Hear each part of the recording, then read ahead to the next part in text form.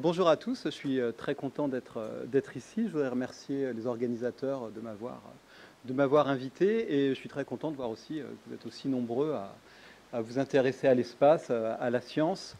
Comme vient de le dire Philippe, je suis astrochimiste, donc j'ai fait une formation de chimiste à la base et progressivement, voilà, je me suis orienté vers l'environnement terrestre d'abord et puis les environnements extraterrestres. Je travaille, mes activités de recherche essentiellement sont consacrées à la recherche de la matière organique ailleurs que sur la Terre, la caractériser. Et surtout, je me suis intéressé ces dernières années aux comètes. Alors, aujourd'hui, je vais un peu sortir de ma zone traditionnelle de confort, c'est-à-dire je ne vais pas vous parler de la mission Rosetta, je ne vais pas forcément trop vous parler de ce qu'on imagine concernant l'origine de la vie sur la Terre. Ce que je vais essayer voilà, on va essayer de prendre ensemble un petit peu de recul par rapport à toutes les questions qui concernent la question de la recherche de la vie ailleurs. C'est un sujet qui nous fascine tous. On espère beaucoup de choses, mais entre ce qu'on espère, ce qu'on aimerait trouver parfois ardemment et l'état de notre connaissance d'un point de vue scientifique, voilà, il y a parfois un fossé qu'on aurait envie de combler, mais on n'a pas le droit de le combler n'importe comment, et c'est ce dont je vais essayer de vous parler aujourd'hui. Alors, j'ai promis à un de mes collègues, qui s'appelle Sylvain Boulet, de faire un petit peu de pub pour cet événement dont vous avez peut-être entendu parler. Et voilà, comme déjà on n'est pas en avance, que je suis très bavard, si je le mets à la fin, je risque de ne pas tenir ma promesse. Surtout que ce matin, je voulais retirer des transparents, j'en ai rajouté 10.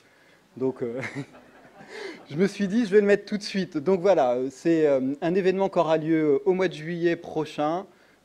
Toutes les personnes qui ont un télescope, qui ont envie de partager leur télescope avec le plus grand nombre et observer la Lune, vous pouvez voilà, aller sur le site et vous inscrire pour que tout soit organisé, bien coordonné pour l'été prochain.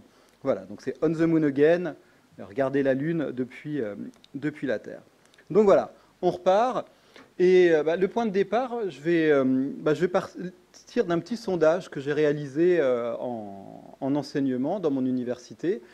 Et maintenant, on a plein de moyens modernes d'enseignement. Et en amphi, donc j'avais 2 amphis d'environ 200 étudiants, 200-250 étudiants.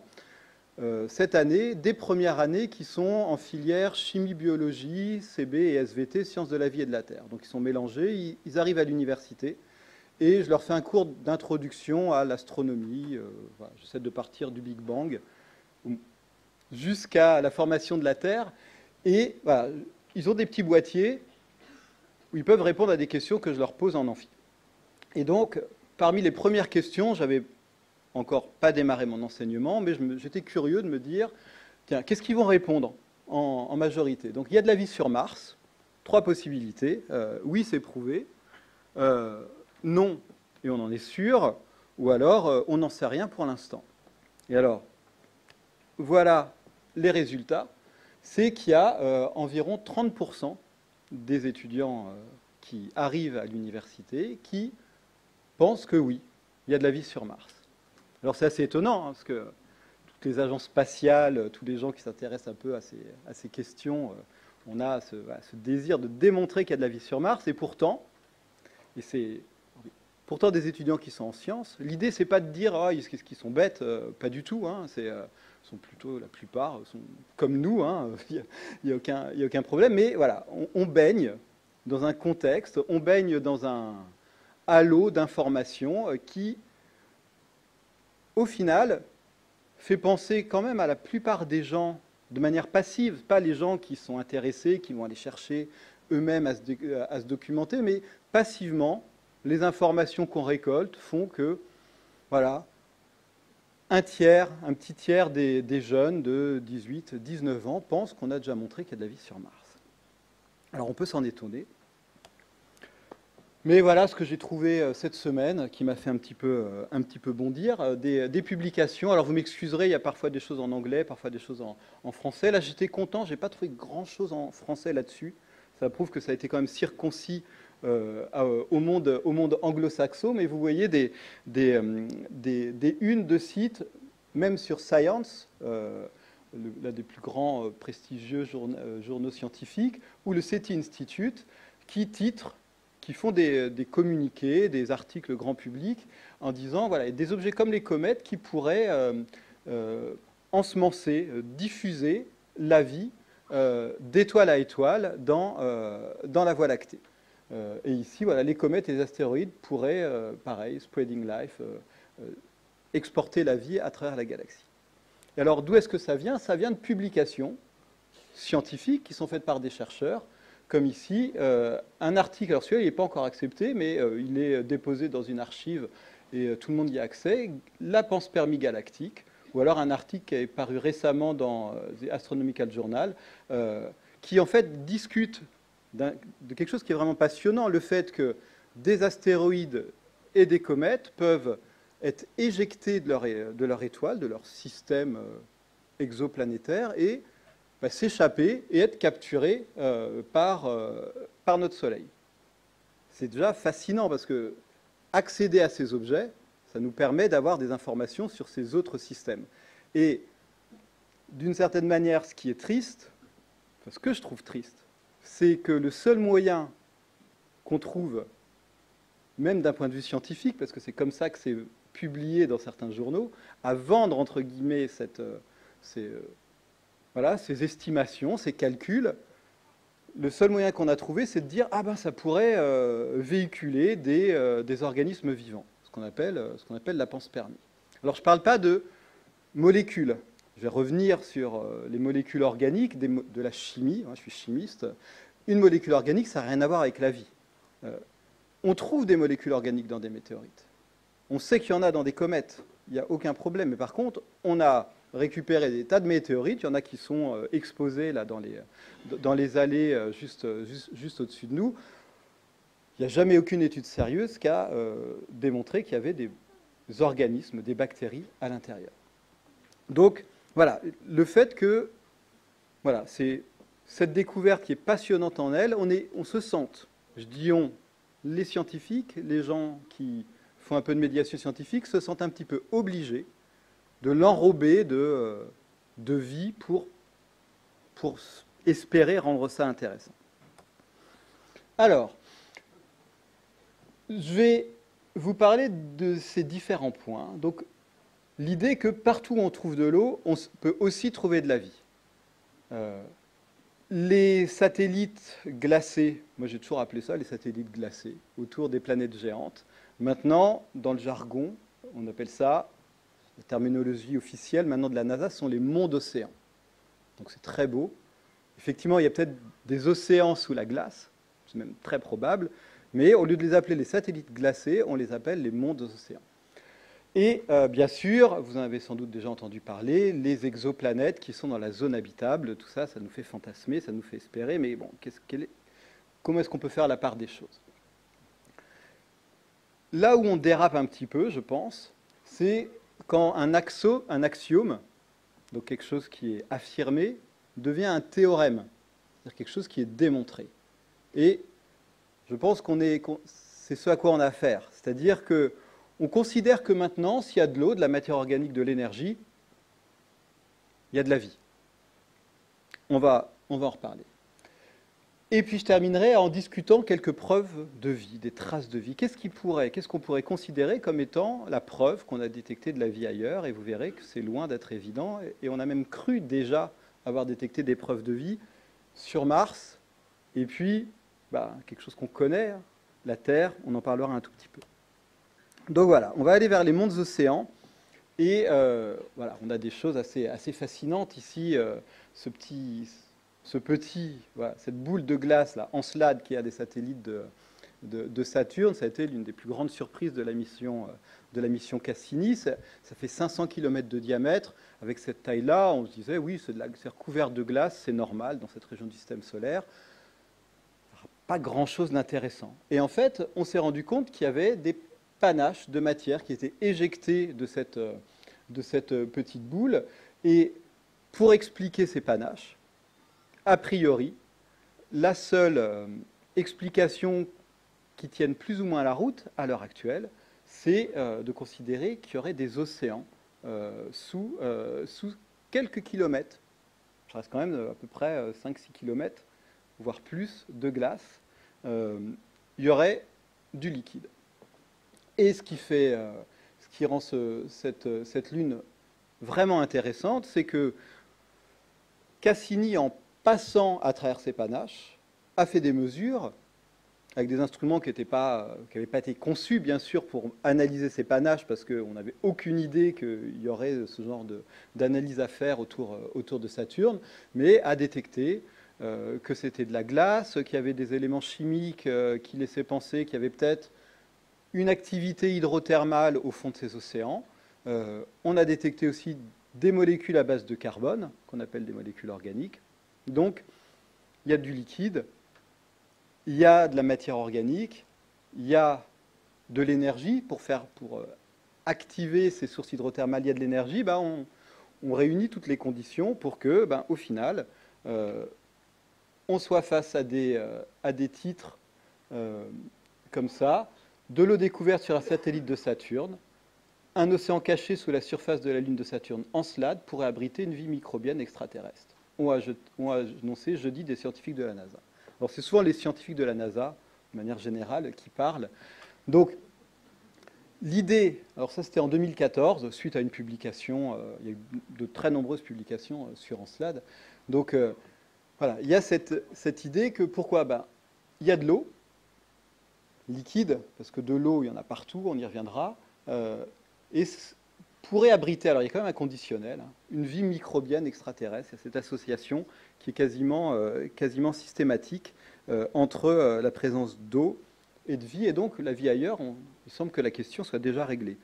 Un autre satellite, Europe, autour de Jupiter, un peu plus gros, beaucoup plus gros même qu'Encelade, mais qui présente à peu près les mêmes caractéristiques, c'est-à-dire que en observant la manière dont Europe tourne sur elle-même, dont Europe tourne autour de Jupiter, pour faire simple, on en déduit qu'il y a une très forte probabilité pour qu'il y ait un océan sous quelques kilomètres, une dizaine de kilomètres de glace. Et là, à nouveau, les modèles intérieurs d'Europe font penser qu'au fond de ces océans, il y aurait des sources hydrothermales, il y aurait peut-être même des lacs qui seraient prisonniers plus proches de la surface, des lacs de liquide au sein de la glace, et on détecte parfois des jets de matière qui sont expulsés de la surface d'Europe. Alors, que ces jets de matière proviennent des océans, ce n'est pas du tout établi, mais tel que c'est représenté ici, vous voyez des failles là, qui remonteraient sur une dizaine de kilomètres et qui permettraient d'expulser de la matière. Alors, ce qui est intéressant, c'est que forer sur plusieurs kilomètres, c'est très compliqué. Si on a de la matière qui vient des océans, qui est expulsée dans l'espace, à ce moment-là, on a fait une grosse partie du travail. Donc, il y a quelque chose de vraiment fascinant à aller explorer ces mondes, ne serait-ce que d'un intérêt planétologique, confirmer d'une part qu'il y a un océan, qu'il y ait une activité hydrothermale, ce qui est déjà fascinant en soi, et pourquoi pas de la vie, mais ce qui est souvent mis en avant, c'est l'aspect, il y a de l'eau liquide, donc il y a probablement de la vie.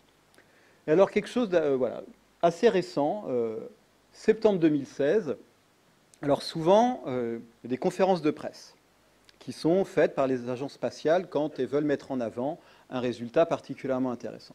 Donc, qu'est-ce qui se passe? Il y a quelques jours avant une convocation pour la presse qui est publique, mise publiquement sur le site de l'agence.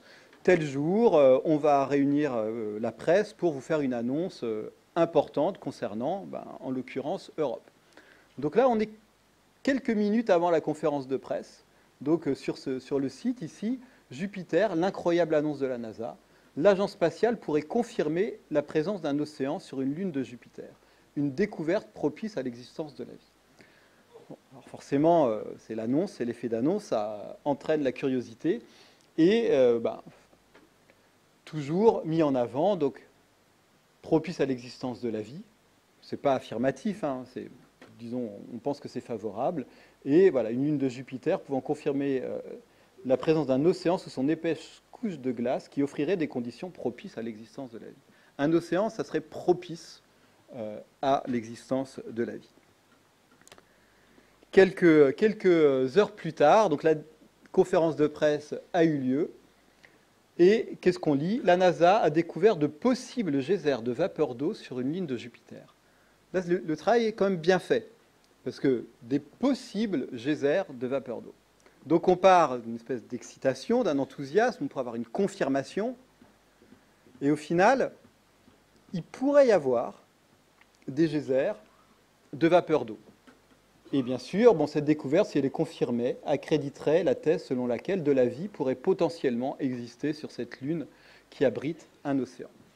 Donc on part d'un océan possible, de geysers possiblement faits de vapeur d'eau, et bon, il y aurait peut-être quand même de la vie.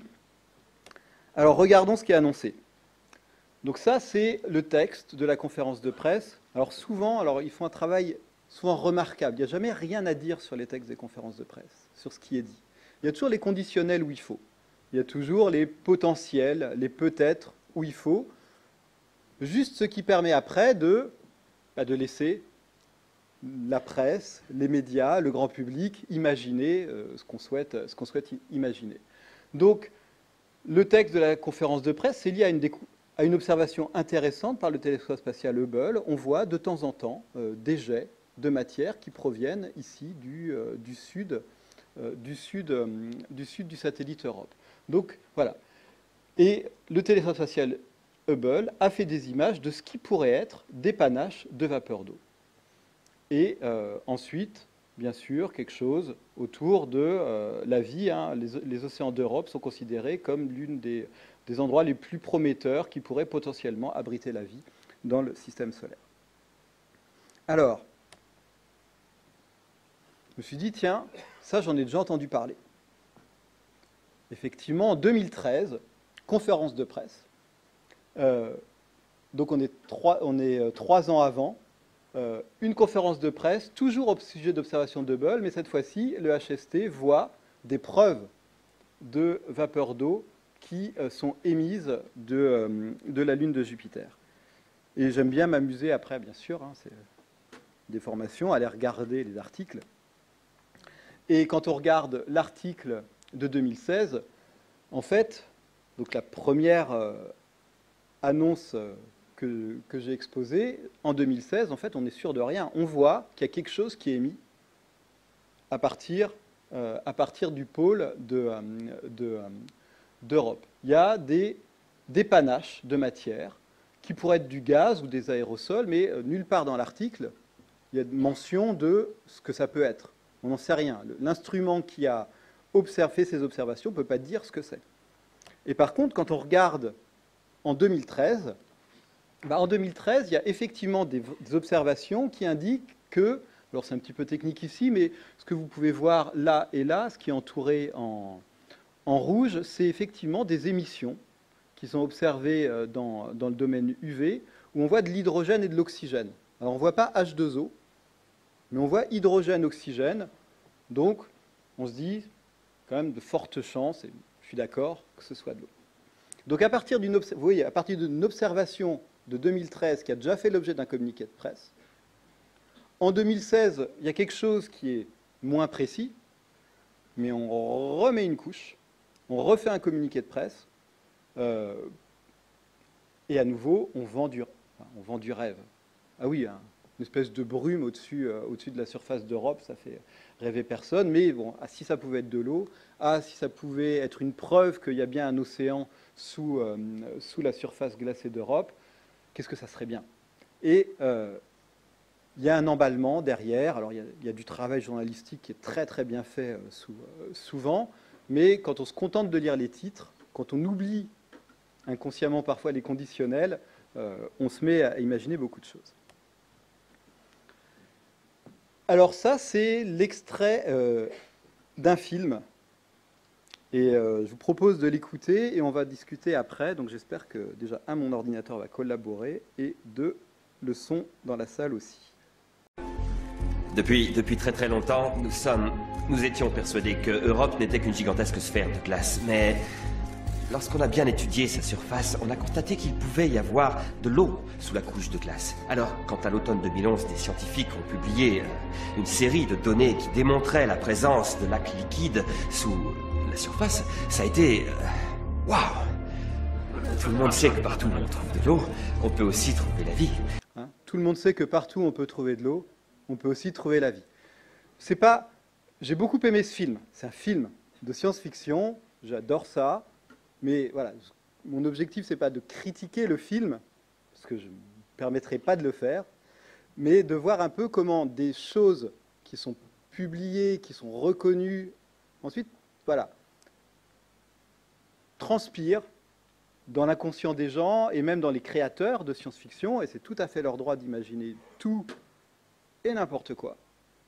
Et comment après, nous, ou le public, le reçoit. Donc, tout le monde sait que partout où il y a de l'eau, il peut aussi y avoir de la vie. Mais l'étape suivante a été encore plus saisissante. La NASA a décelé des signes de chaleur souterraine dans une zone appelée le Connemara Chaos. Cela nous a conduit à envisager l'idée qu'une vie monocellulaire dans notre système solaire n'était plus simplement possible, elle devenait désormais probable. Je veux aller sur Europe et faire un trou. Dans la glace. Envoyer un submersible et observer ce qu'il y a en dessous. Observer les organismes qui viendront dire bonjour. Alors, ça, je trouve que c'est vraiment intéressant. Donc vous voyez, effectivement, il y a de très très fortes présomptions qu'il y a un océan liquide sous la surface. Ensuite, on pense qu'effectivement, vous avez vu les images, il y a des blocs de banquise et le pourtour est représenté en orange. Au moment où il dit il y aurait une source de chaleur. Et donc, il y aurait de l'énergie. Donc, il y a de l'eau liquide, il y a de l'énergie. Donc, c'est pas possible, ça devient probable dans son discours. Et là, vous avez donc un vrai extrait d'une conférence grand public de Neil deGrasse, qui est un excellent vulgarisateur et qui, dans son discours, dit « Ah, ça serait super d'aller sur Europe et de voir s'il y a des poissons. » C'est légitime de se poser cette question. Que ce soit probable, certain, on n'en sait rien. Mais par contre, ça vaut le coup d'y aller. Donc cet extrait provient d'un film qui s'appelle Europa Report, qui est sorti en 2013, donc justement dans une période où il y avait beaucoup de publications autour d'Europe. Et la zone qui est décrite, le Connemara Chaos, c'est ici. On zoome, c'est là. Et donc vous avez ces photos qui ont été prises. Ça, ce sont des vraies photos. Il n'y a pas de couleur, hein. Il n'y a pas d'orange. Il n'y a aucune mesure de différence de température entre les blocs qui sont au-dessus et ce qui est en dessous. Les instruments n'ont pas détecté de différence de température. Ils n'ont pas la sensibilité, en tout cas dans la sensibilité des instruments, il n'y a aucune détection.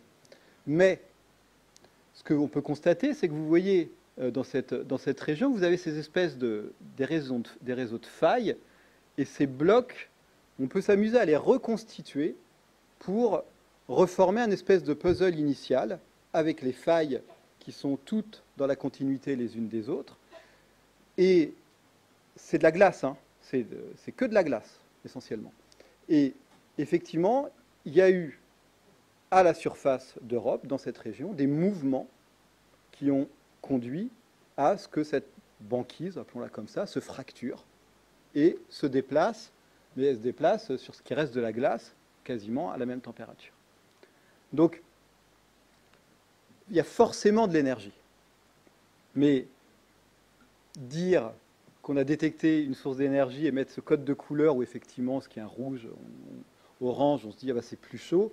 Par contre, c'est pas véridique, c'est pas observé, mais c'est la conséquence du fait que pour expliquer cette espèce de puzzle brisé, ben, il y a forcément des mouvements, et effectivement, il y a des publications, là, 2011, donc 2 ans avant le film, une publication qui essaye d'expliquer comment ce type de structure se forme. Alors, c'est très technique, je ne vais pas rentrer là-dedans, mais ça nécessite quand même un panache thermique qui revient de l'intérieur, qui va ensuite voilà, craqueler la surface et la modifier. Donc, on n'a pas observé du liquide sur Europe, on observe de la glace, mais il y a plein d'observations indirectes qui, pour rendre compte de ce qu'on sait d'Europe, requièrent la présence d'un océan liquide et d'énergie à l'intérieur d'Europe.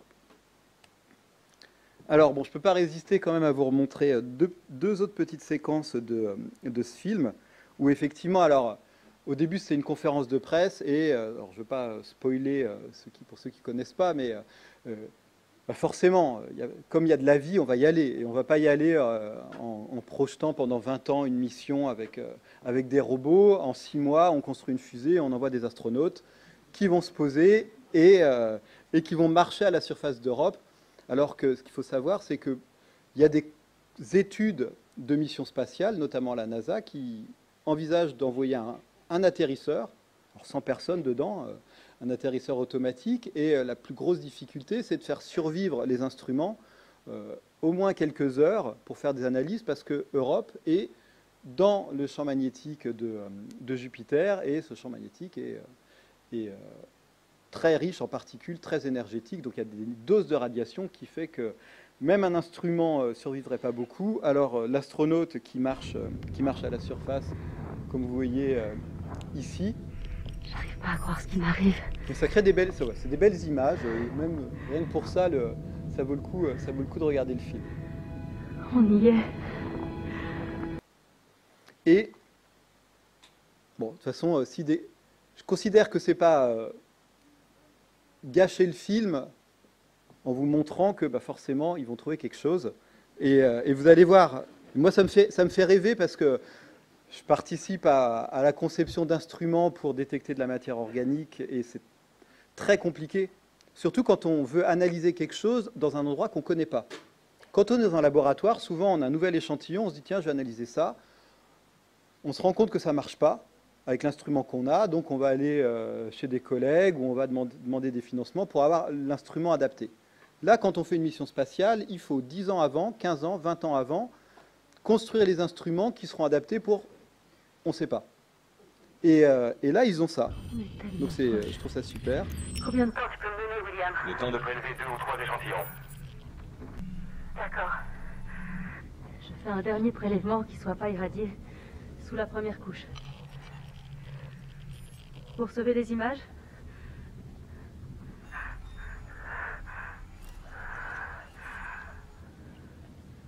Alors? Je reçois tes images à l'instant.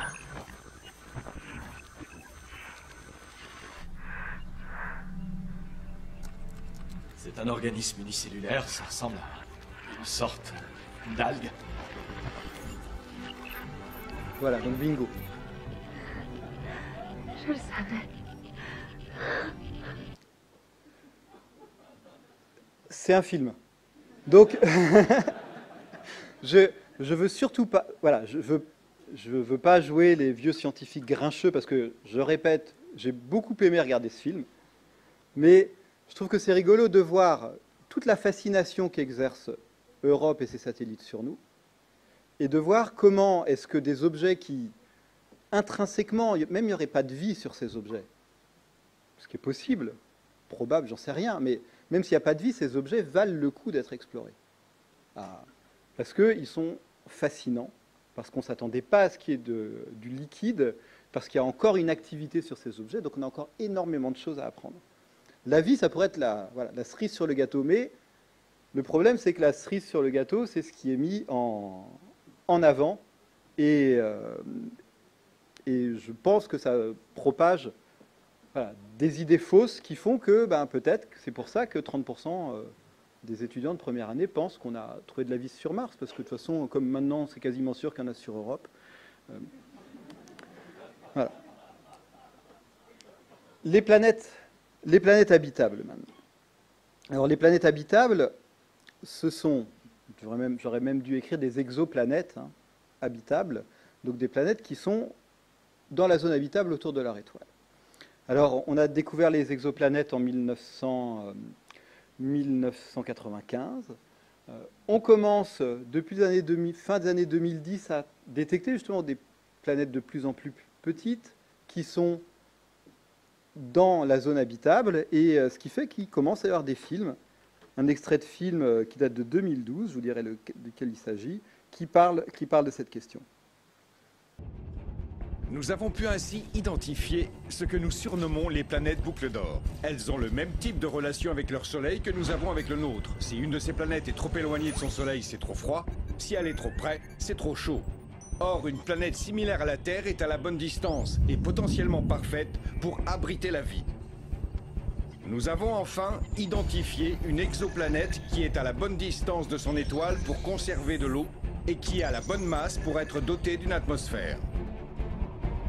Toutes les 24 heures, notre station de Hawaï transmettra un signal vers Landsat 7, notre satellite en orbite, lequel amplifiera et relaiera le signal vers cette planète cible que nous appelons de manière assez grandiloquente planète G. S'il y a une vie intelligente dans ce coin-là et qu'elle se pointe ici, ça fera comme Christophe Colomb et les Indiens. Sauf qu'on jouera les Indiens. Mesdames et messieurs, soyez les témoins de cet instant historique, de ce grand pas dans notre histoire. Démarrez la transmission. Voilà. Et à votre avis, ils arrivent, forcément. Donc, zone habitable, il y a de la vie. Alors, la zone habitable, donc c'est la région entourant une étoile qui... Alors, les anglo-saxons disent les planètes boucles d'or, qui est dans une zone autour de l'étoile où il fait potentiellement ni trop chaud ni trop froid pour qu'il puisse y avoir de l'eau liquide à la surface. Ça ne veut pas dire qu'il y a de l'eau, déjà d'une part, et en fonction du climat de cette exoplanète, il peut faire trop chaud, trop froid, s'il y a trop d'effet de serre, pas assez d'effet de serre, on n'en sait rien. Mais voilà, le terme zone habitable signifie théoriquement, dans certaines conditions, qu'il puisse y avoir de l'eau liquide à la surface. Et donc, c'est fascinant parce que potentiellement, autant on est limité dans le système solaire avec des objets, les objets à notre portée, avec les exoplanètes, on a détecté des milliers, on commence à détecter des planètes type terrestre en termes de taille dans la zone habitable, donc d'ici quelques années, peut-être avec le JWST ou avec des télescopes des générations futures, on sera capable de caractériser un peu mieux ces planètes, notamment de savoir de quoi sont faites leurs atmosphères. Et à partir du moment où on saura de quoi sont faites leurs atmosphères, il y aura certains cas où on dira on ne peut rien dire. Pourquoi? Parce que si on détecte du CO2 et du N2, comme sur Mars et sur Vénus, on ne peut pas dire grand-chose, mais par exemple, sur la Terre, comme il y a de la vie, il y a de la photosynthèse. La photosynthèse produit du dioxygène. Le dioxygène, ce n'est pas forcément facile à voir, ça dépend des domaines de longueur d'onde. Mais s'il y a du dioxygène en abondance, on va avoir de l'ozone, qui est un produit de photochimie du dioxygène. Et ça, l'ozone, ça se voit assez facilement dans le domaine infrarouge. Donc, on peut s'imaginer que d'ici 5 à 10 ans, on commencera à détecter, c'est pas stupide d'envisager qu'on sera capable de détecter de l'ozone dans l'atmosphère d'exoplanètes à l'échelle de 5 à 10 ans, ou un peu plus. Dire que l'ozone est une signature univoque de la présence de vie à la surface de la planète, il y a un grand pas. Il y a beaucoup d'astrophysiciens, d'astrochimistes qui étudient la chimie de l'atmosphère d'exoplanètes et qui peuvent produire de l'ozone sans vie. Donc il faut se méfier. Et si on prend le cas de la Terre, il y a eu de la vie sur la Terre pendant quasiment 2 milliards d'années avant qu'il y ait du dioxygène qui commence à s'accumuler dans l'atmosphère et avant qu'il puisse y avoir une signature d'ozone dans l'atmosphère de la Terre. Donc même si on ne détecte pas de l'ozone, on ne peut pas dire qu'il n'y a pas de vie. Il faut avoir conscience de ces limites. On va avoir des outils qui vont être extraordinaires, mais il faut surtout avoir conscience du fait qu'on va avoir des objets fascinants, qu'on aura des compositions qui ne nous diront rien, et parfois des compositions qui vont nous étonner, mais ces compositions vont devenir des sujets de débat, des sujets de recherche, et on essaiera de savoir si on peut l'expliquer autrement que par la présence de la vie.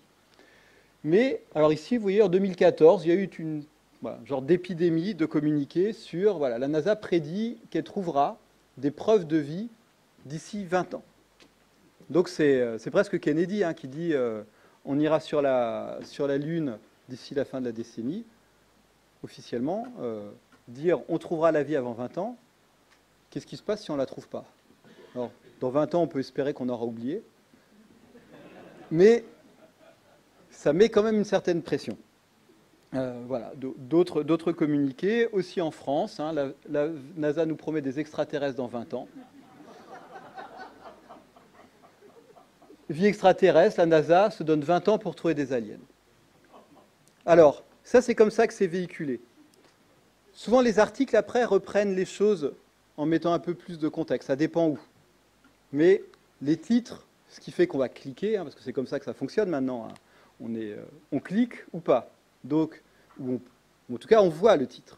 Donc on enregistre la vie dans 20 ans, la vie dans 20 ans, c'était en 2014.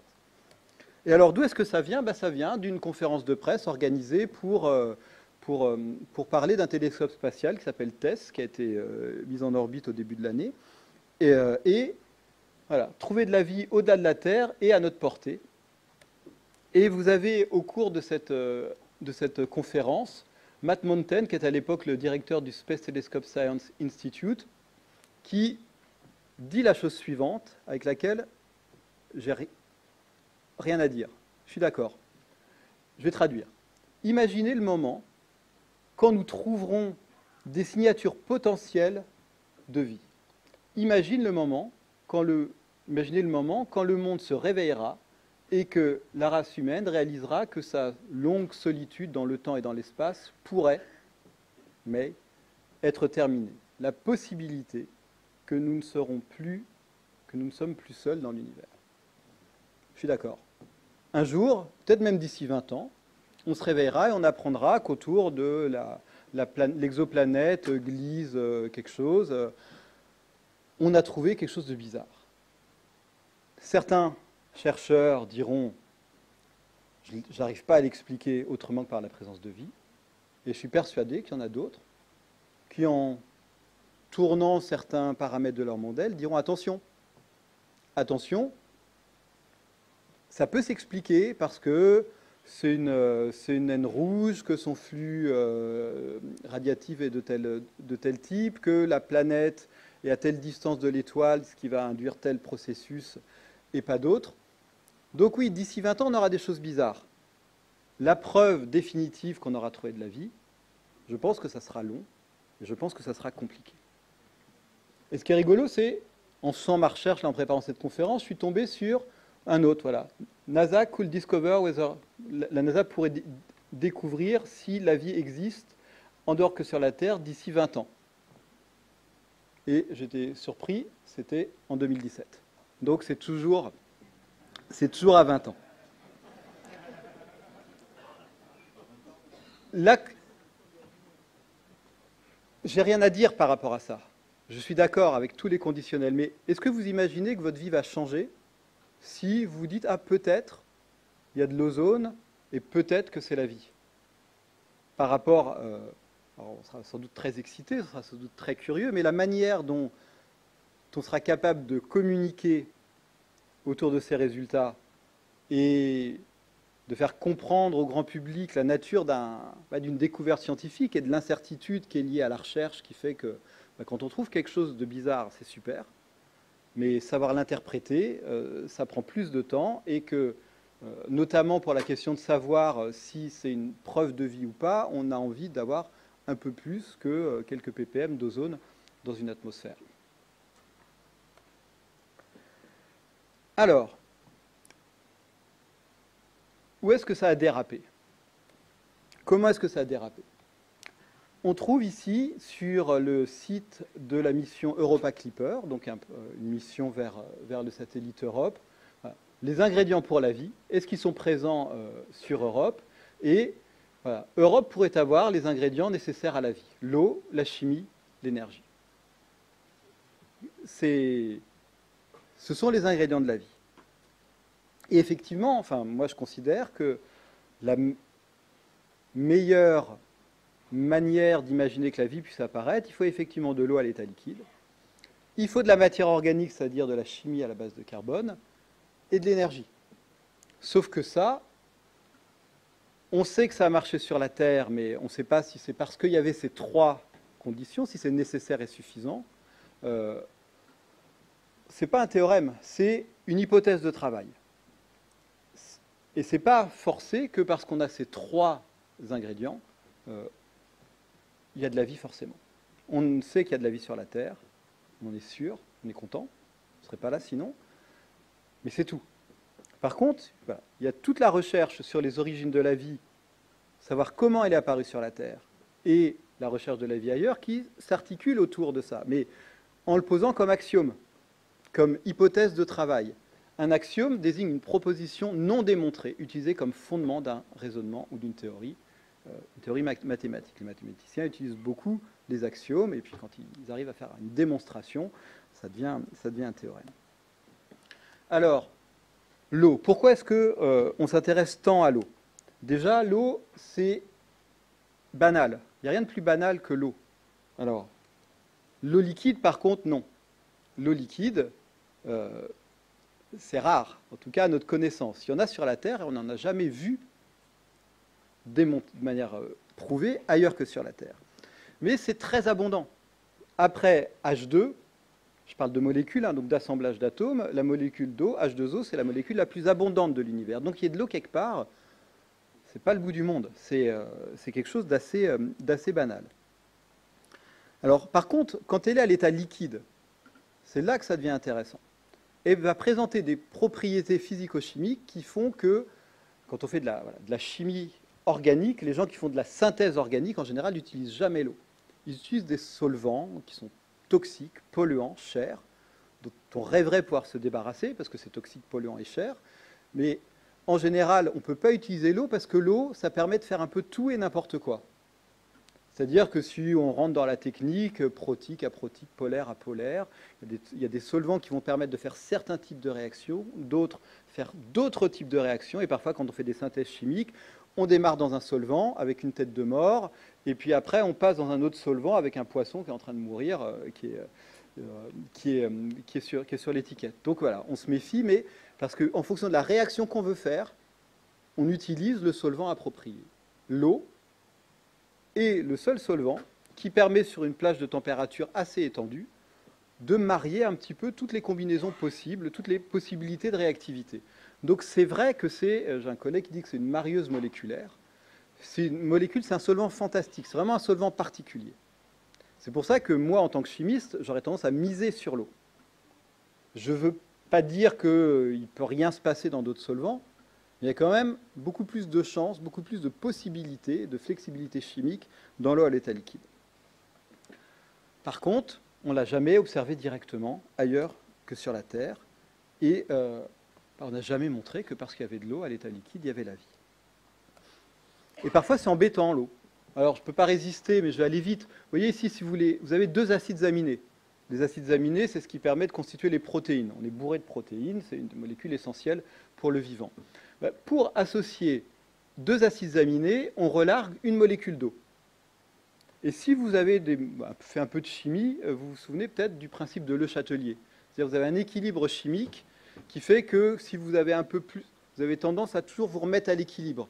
Si vous faites la réaction d'association de deux acides aminés dans de l'eau à l'état liquide, comme le produit de la réaction, c'est l'eau, la réaction va avoir tendance, comme vous êtes dans l'eau, à plutôt casser vos protéines.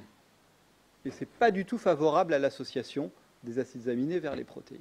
Donc on dit que l'eau, c'est super, mais pour certains types de réactions, il faut trouver des parades pour éviter d'avoir de l'eau à l'état liquide. Donc c'est la meilleure et la pire des choses peut-être aussi pour l'origine de la vie. Alors il y a des parades, c'est-à-dire là, bon, j'ai pas pu résister, ça j'ai l'air intelligent, de vous montrer ce mécanisme, mais qui en fait est une espèce de parade qui a été trouvée par un chimiste français il y a quelques années, Auguste Comméras, en 2005, où on associe des acides aminés, mais en utilisant, par exemple, des plages. C'est-à-dire, vous êtes sur la plage, vous avez une phase chimique qui se fait dans le liquide, et quand la mer se retire, il y a la suite de la chimie qui se fait en phase solide, et puis après, la marée remonte, et on continue comme ça. Ça, c'est une idée de 2005, mais qui a été reprise récemment, en 2017, avec des petites marches chaudes pour associer des éléments qui pourraient être des éléments constitutifs de l'ARN et de l'ADN. Donc,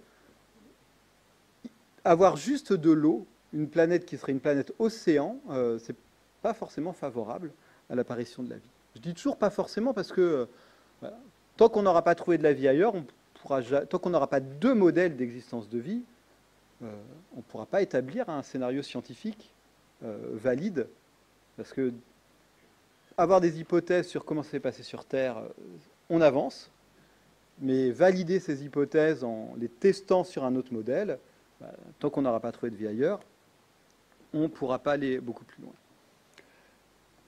Et donc la vie associée à l'eau, pourtant, ça reste, comme vous voyez ici, septembre 2015, on croit avoir détecté des traces de d'écoulement à la surface de Mars. Et donc le grand titre, ploc ploc, il y a quelqu'un. Alors, moi j'étais super content de voir de la science en une d'un grand quotidien. Mais après, voilà, à nouveau le message, l'eau, il y aurait de la vie, je trouve que c'est un petit peu dommage. Mais il n'y a pas qu'en France, c'est le New York Times. Mars show des signes d'écoulement du liquide, des niches possibles pour la vie, dit la NASA. Et donc voilà, une goutte d'espoir avec l'eau n'a pas été détectée directement, mais elle est forcément intervenue dans le mécanisme de formation des traînées noires, explique l'auteur de l'article. Donc voilà, le titre souvent est accrocheur, il est souvent dans les bons articles rectifié, modéré dans le contenu du texte.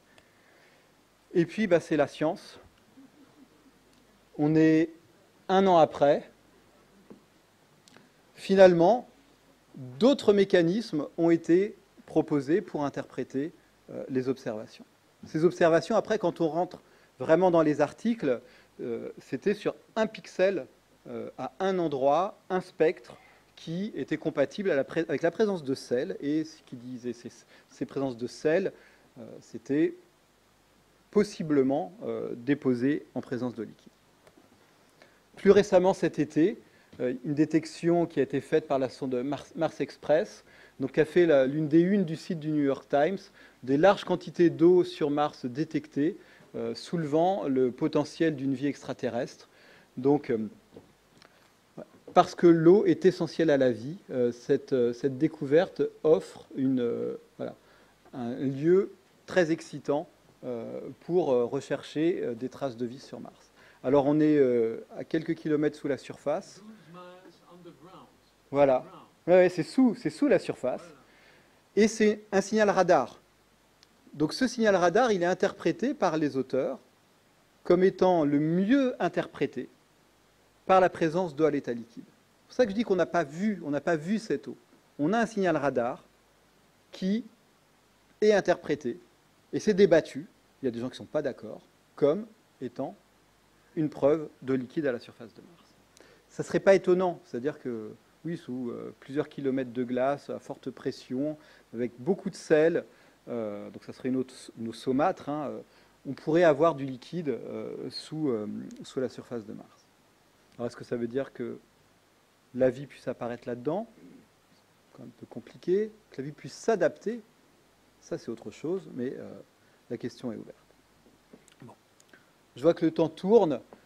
La matière organique. La matière organique, qu'est-ce que c'est? Ce sont les molécules basées sur le carbone. Et ce qu'on cherche à savoir, c'est comment, est-ce qu'on cherche à observer, ça c'est une partie du travail que je fais, c'est quel stade de complexité moléculaire peut atteindre le carbone spontanément, sans activité biologique, et est-ce que la chimie, parce que forcément avant qu'il y ait de la biologie, il faut qu'il y ait de la chimie, comment est-ce qu'on peut imaginer que des molécules chimiques vont s'associer pour donner naissance à des premiers organismes vivants. Mais la matière organique, c'est assez banal. Pourquoi? Parce que le carbone, c'est un élément qui est très banal dans l'univers et que spontanément, il va s'associer avec d'autres atomes, de l'hydrogène, d'autres atomes de carbone, de l'oxygène, de l'azote et des molécules organiques. On en trouve une foison dans le milieu interstellaire. On en trouve dans l'atmosphère de Titan. On en trouve dans les comètes. On en trouve dans les météorites. De la matière organique, c'est un peu comme l'eau. C'est quelque chose d'assez banal. Pourtant, vous voyez, j'ai pris des couvertures de livres de chimie organique. Alors c'est peut-être pour faire passer la pilule, mais voilà, on nous la vend avec des arbres, des papillons, des fleurs, alors que, donc de la vie, alors que la chimie organique, ça reste quelque chose, je préfère cette couverture. J'ai plus confiance en un livre comme ça. Que mais bon, j'imagine que tous les contenus sont très bons, mais c'est, je trouve, une manière de faire rentrer dans la tête des gens une idée fausse, une idée qui était l'idée prévalente au XVIIIe siècle, au XIXe siècle. C'était que la matière organique était forcément liée à une force vitale, à une énergie mystérieuse qui était liée à la vie. Jusqu'à ce qu'au milieu du XIXe siècle, un Allemand, Wohler, arrive à faire une première synthèse de molécules organiques sans avoir besoin d'organismes vivants. La chimie organique n'a rien à voir avec la vie. La vie utilise la chimie organique. Mais ce n'est pas parce que vous avez de la matière organique que vous avez de la vie partout. Je vais passer sur quelques-uns.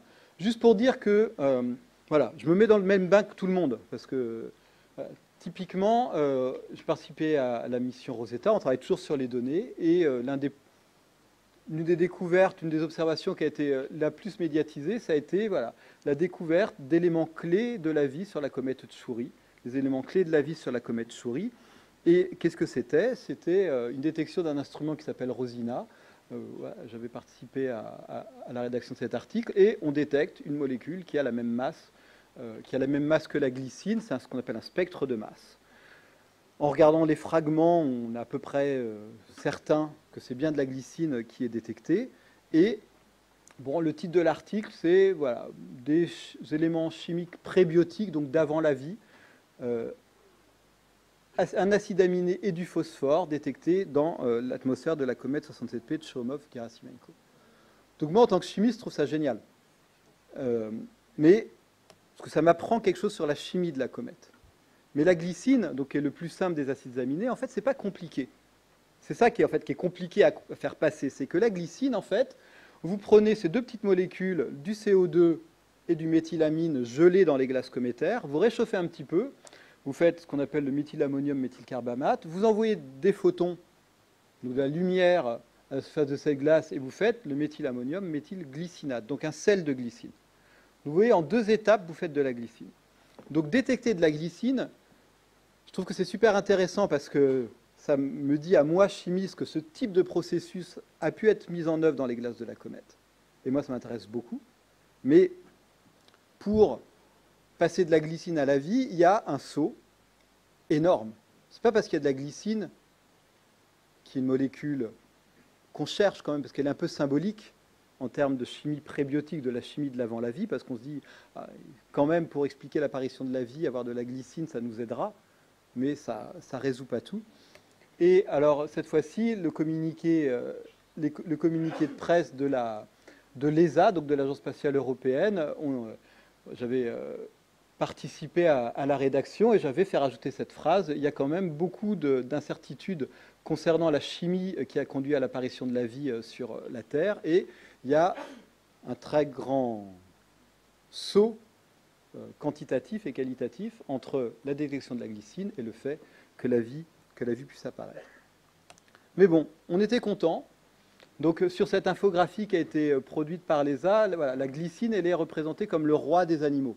C'est une molécule symbolique qui anime notre imagination, qui relance notre espoir que la vie, s'il y a de la glycine et d'autres ingrédients de la vie sur les comètes, on peut se dire les ingrédients, ils peuvent tomber ailleurs et la vie pourrait apparaître ailleurs. Ce qu'il faut prendre en compte, c'est qu'avec un autre instrument qui s'appelle COSIMA, on a détecté en phase solide quelque chose qui ressemble plutôt à ça, en termes de formule chimique, une espèce de résidu qui s'apparente à ce qu'on a dans les météorites, ça s'appelle la matière organique insoluble, ou des kérogènes qu'on trouve sur Terre. Une espèce de réseau, c'est de la matière organique, mais c'est très réticulé, très compliqué à analyser. On a très peu étudié la réactivité chimique de ce type de matériaux. Et quand on regarde en fait les molécules d'uso, les molécules à la limite très réactives qui peuvent nous intéresser, et vont représenter seulement que quelques pourcents du carbone qui est présent dans la comète.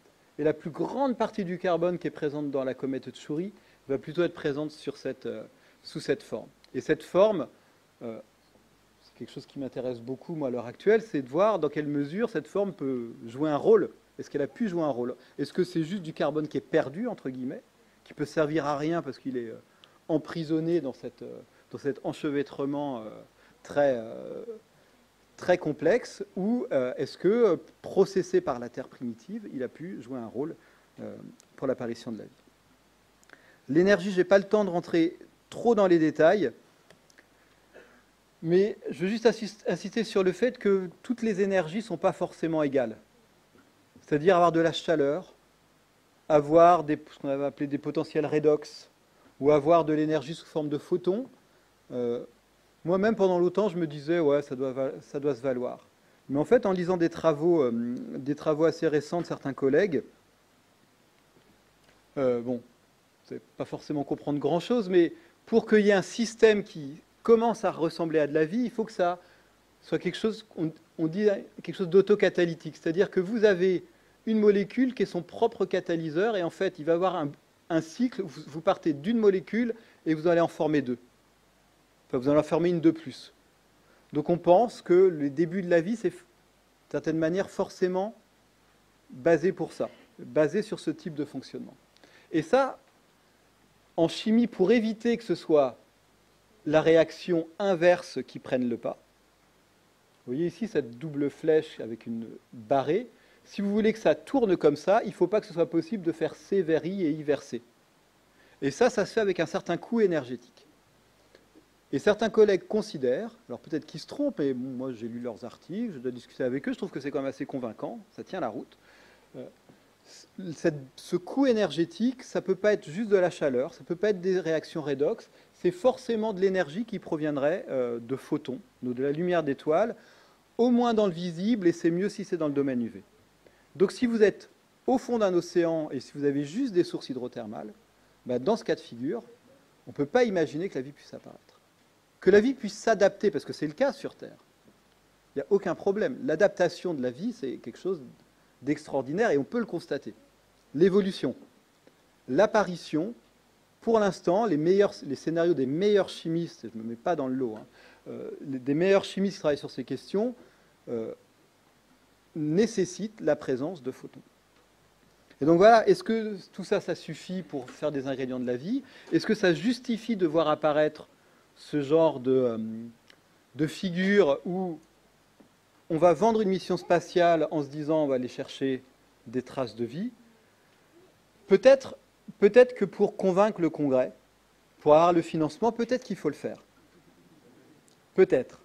Mais je pense que par contre, il faut garder la tête froide et considérer que on a un modèle, on a une hypothèse, on a un axiome, et donc c'est en allant sur Europe, éventuellement sur Encelade, qu'on sera capable de le démontrer. Mais il faut rester prudent. Et je prends cette citation de John Sutherland, qui est l'un des chimistes qui a fait les plus gros progrès au cours des dernières années en termes de chimie prébiotique, c'est-à-dire qu'il y avait des murs sur lesquels les chimistes des origines de la vie butaient depuis des vingtaines, depuis, je dirais, le milieu des années 70, qu'il a pulvérisé à la fin des années 2010. Et il a écrit un article l'année dernière, « Les études sur les origines de la vie, la fin du début ». D'ailleurs, on n'a pas fini, mais il pense qu'on commence à voir mieux cerner le problème. Et il écrit « La nécessité d'irradiation ultraviolette pour générer des électrons rend impossible les environnements au fond des océans ». Ça, avec des arguments énergétiques et structuraux, suggère que l'idée que la vie puisse avoir pour origine ces sources hydrothermales devrait, comme les sources elles-mêmes, rester et là ici de Shakespeare, enterrés au fond des océans. Donc c'est très dur. C'est-à-dire qu'il y a des projets de mission comme Europa Lander, qui est une mission fantastique, mais avec la priorité numéro 1, chercher la vie. Et c'est comme ça qu'elle essaye de se faire financer. Et j'aimerais qu'elle se fasse. J'aimerais qu'elle se fasse. Mais j'aimerais qu'on la fasse en gardant toutes ses réserves et en se disant, c'est pas gagné. On n'est pas sûr, mais on y va avec des hypothèses. Et alors peut-être que si Europe, j'entends dire parfois, oui, mais peut-être qu'il y a 4 milliards d'années, les océans étaient exposés en surface. D'accord. Et donc, ça pourrait fonctionner, mais on est quand même sur un mode de fonctionnement, un mode d'origine de la vie qui aurait sans doute été quand même assez différent de ce qu'on peut avoir imaginé sur la Terre. Pour terminer, les preuves de vie. Qu'est-ce qui serait une preuve de vie? Ça, c'était en 1900. Un prix qu'une veuve, la veuve Guzman, avait légué à l'Académie des sciences 100 000 francs pour la première personne qui aura trouvé le moyen de communiquer avec un astre autre que la Terre, mais précisé autre que la planète Mars. Je vais vous dire pourquoi autre que Mars. Alors, j'ai trouvé d'autres écrits, on dit parce que Mars est relativement bien connu. Donc, sur Mars, ça serait trop facile. Donc, en gros, elle ne veut pas que ces 100 000 francs soient dépensés trop facilement, soient gagnés trop facilement. C'était en 1900. En 1900, on pensait que c'était trop facile de trouver de la vie à la surface de Mars. Et j'aime beaucoup cette image que vous connaissez. C'est ce qu'on appelle le visage martien. C'est une observation. C'est une observation. Il n'y a rien à dire sur cette observation. C'est un cliché qui a été pris par un instrument.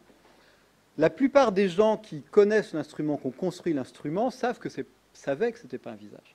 Parce qu'ils connaissent les limites de leur instrument. Mais à partir du moment où on a envie de détecter de la vie, quand on voit ça, on est aux limites de l'instrument. On est aux limites de ce qu'on appelle le signal sur bruit. Est-ce que c'est suffisant? Certains diront oui, d'autres diront non, parce qu'avec une meilleure mesure, c'est ce qu'on voit. 1998, 2006 avec Mars Express. Il y a toujours des gens qui se disent oui, mais c'était une belle sculpture et elle a été érodée.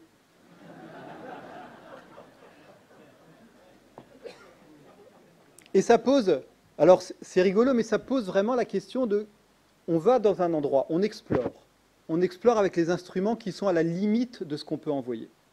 Et donc les observations qu'on va faire, elles vont toujours être à la limite de ce qu'on est capable de faire. On a déjà fait plein de choses sur Mars, donc les prochains instruments, ils seront meilleurs, et ils vont toujours mesurer à la limite de ce qu'ils sont capables de faire.